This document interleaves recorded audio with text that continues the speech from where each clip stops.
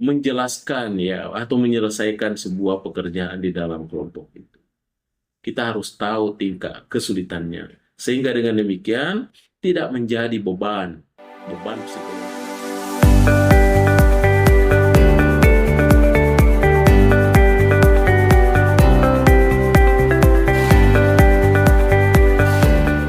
Baik para pemirsaku dimanapun berada, terima kasih atas segala atensinya. Assalamualaikum warahmatullahi wabarakatuh. Tentunya kita bersyukur kepada Tuhan Yang Maha Kuasa, kita diberi lagi kesempatan, kenikmatan, dan kesehatan yang prima, sehingga sempat lagi kita ketemu dalam salah satu channel YouTube kita, Mr. Koronis, komunikasi romantis dan humanis. Baik para pemirsa sekalian dimanapun berada, tentu saja salah satu jenis komunikasi yang sering kita ketengahkan dalam channel YouTube kita ini tentu terkait dengan bagaimana berkomunikasi terhadap sesama manusia. Ya, tetapi ketika kita melakukan proses komunikasi terhadap sesama manusia, tentu saja kita bisa mengambil satu batasan-batasan komunikasi mana, kelompok manusia mana yang kita ajak berkomunikasi itu. Ya, tentu saja bisa berkomunikasi antar face to face, boleh juga dua orang, bisa juga lebih dari dua orang.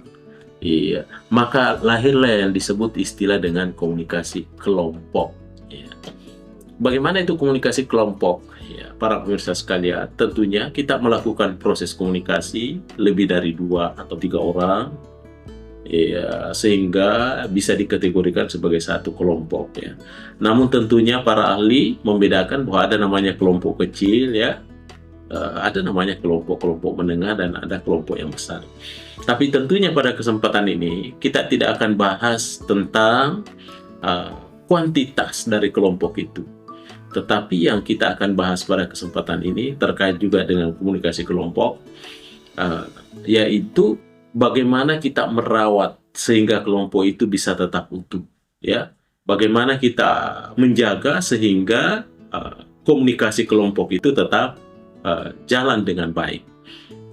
Atau dengan kata lain, bagaimana kita jaga supaya bisa memajukan kelompok yang disebut dengan komunikasi kelompok. Pada kesempatan ini para pemirsa sekalian, iya, ada 4, ya, ada 4 ciri khas, iya, tugas-tugas kelompok yang dapat memajukan suatu kelompok. Ya, bagaimana agar bisa merawat kelompok itu ditandai dengan 4, ya, minimalnya. Kalau ada yang berpendapat 5 atau 6, itu tidak ada masalah, ya. Itu yang pertama. Yang pertama adalah terkait dengan tingkat kesulitan kelompok.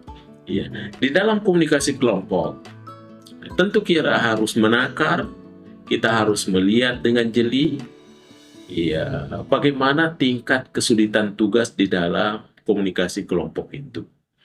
Artinya bahwa kita harus melihat jumlah usaha yang diperlukan untuk menjelaskan ya atau menyelesaikan sebuah pekerjaan di dalam kelompok itu. Kita harus tahu tingkat kesulitannya, sehingga dengan demikian tidak menjadi beban psikologis terkait dengan tugas kelompok itu, tetapi dia dapat menyelesaikan tugas-tugas itu tanpa harus menjadi beban kesulitan baginya. Itu yang pertama. Kemudian pemirsa sekalian, yang kedua, ya, ciri atau tugas-tugas kelompok itu tentu kita maklum bahwa ada yang namanya keserbaragaman solusi. Ya, keserbaragaman solusi itu tentunya artinya bagaimana kita bisa menghadirkan berbagai solusi dengan sejumlah alternatif yang masuk akal, yang tersedia untuk memecahkan masalah. Ya, sehingga dengan demikian, tentu anggota-anggota kelompok itu merasa happy-happy saja, merasa enjoy saja dengan adanya tugas-tugas kelompok yang diberikan. Tetapi di satu sisi, walaupun dia beragam tugas-tugasnya, tetapi juga beragam solusi yang hadir di tengahnya.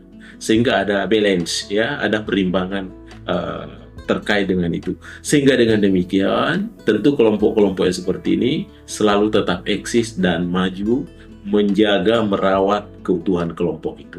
Itu yang kedua. Kemudian yang ketiga, di dalam tugas-tugas kelompok, harus karakteristiknya adalah ada nuansa-nuansa motivasi dan ketertarikan. Ya, itu yang ketiga. Dia bernuansa motivasi dan ketertarikan. Artinya, tugas-tugas kelompok yang diberikan itu adalah setidaknya punya daya tarik. Iya, punya ketertarikan.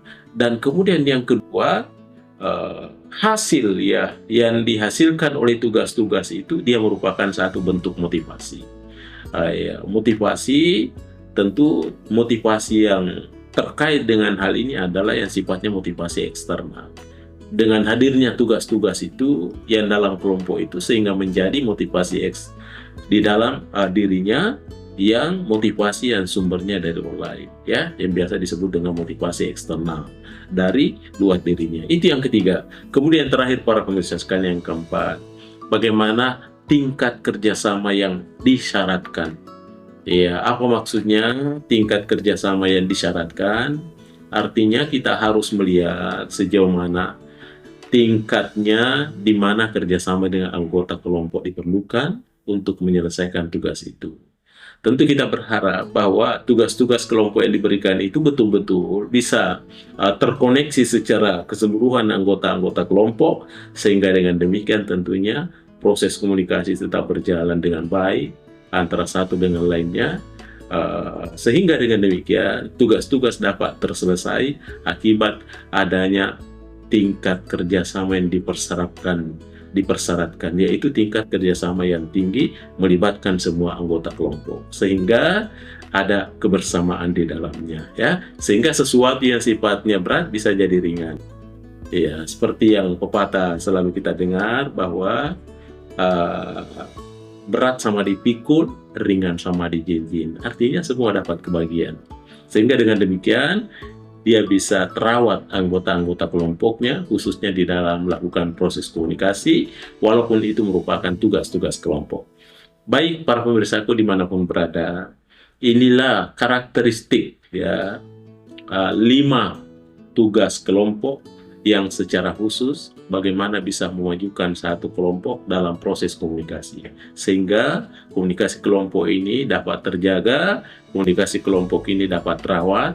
Yang pertama adalah kita harus pahami tingkat kesulitan tugasnya, yang kedua ada keserbaragaman solusi, yang ketiga adalah hendaknya ada motivasi dan ketertarikan, dan yang keempat adalah tentunya tingkat kerjasama yang dipersyaratkan. Baik para pemirsa sekalian dimanapun berada, terima kasih atas segala perhatiannya, mudah-mudahan bermanfaat kepada kita semua. Assalamualaikum warahmatullahi wabarakatuh. Mr. Kolonis, ya!